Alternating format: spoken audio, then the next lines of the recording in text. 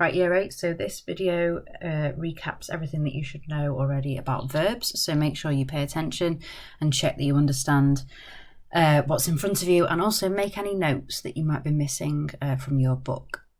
So we've learnt 3 tenses in Latin, but we haven't learnt all the endings of every tense. Now, the first verb that we ever met were verbs that end in T, which is when he, she or it does something in the present tense.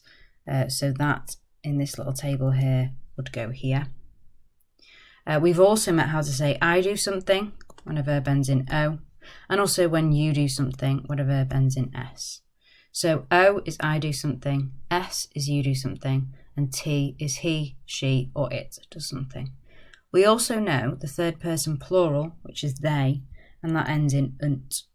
We have discussed how we do something and you plural do something, but those will be recapped in the next stage, so we're not going to worry too much about those as we revise now.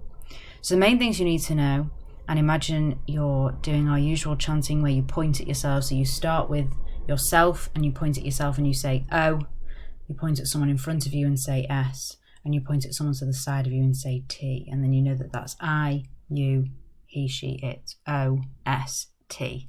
And then you just need to remember that they do something ends in unt. So if you've watched the video on nouns already, which you should have done, then you'll know that there are plural endings for nouns as well. So when our nominative is plural, when our doer is plural, the verb will end with unt, because you know it's more than one person. So therefore it's not just a he, it's a they. Okay, so that's the present tense. We'll have a little look at practicing that in a second, because I'm also going to talk briefly about the perfect and the imperfect.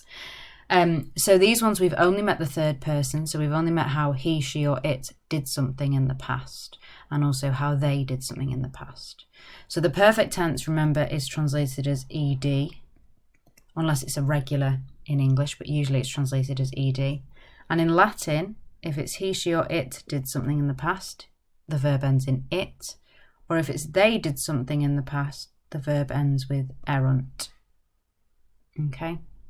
So you can see there you've still got the T and the unt on the end from those endings of the present tense up there. It's just that they've had some letters put in front of them to make them perfect tense as well.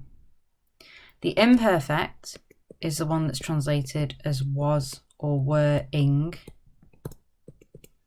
And this one's a bit easier to spot because he, she or it was doing something ends in a bat, and they were doing something ends in a bant. So you've got that nice BA there to make it stand out. And again, you've got your T for your singular and your unt for your plural when it's more than one person. So you need to know all these endings, OST and then the plural unt for the present tense, and then perfect, it and erunt, and imperfect, bat and bant. And again, those should be in your books, and if they're not, make a nice little note of them now so you can revise from them. Let's have a look at some sentences with these different verbs in. So here is a selection of sentences. So we're not going to worry too much about the cases of the nouns this time. I'm just going to briefly tell you what they are just to kind of make sure that you're recognising them, but we're not going to go into too much detail.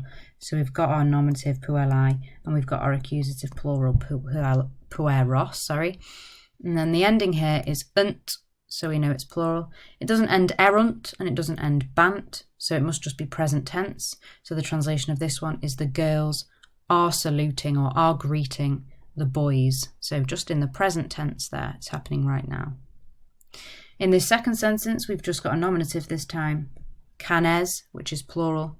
But look at the ending of the verb, bant. That one's imperfect, so that's the was or wearing one. So this one is the dogs were watching.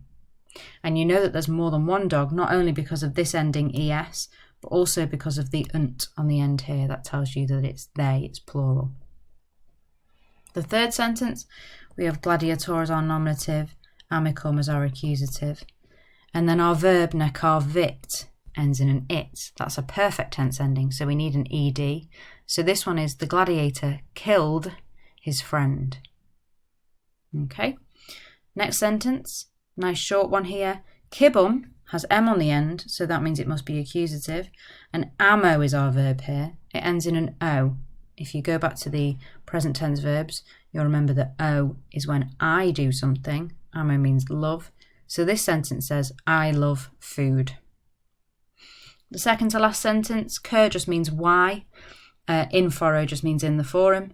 Ambulas is our verb, and it ends in S. And if you go back to the present tense, you'll remember that S on the end tells us that you do something.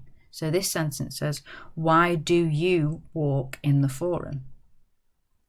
And the final sentence, we have mergatores at the start as our nominative, togas as our accusative, and then vendiderunt. That erunt ending, remember, is perfect tense. And it's plural, and the reason it's plural is because mercatores is plural, because it's a they, it's not just one person. So this sentence says, the merchants sold togas. Not were selling, because it doesn't end bant, just sold in the perfect tense, togas.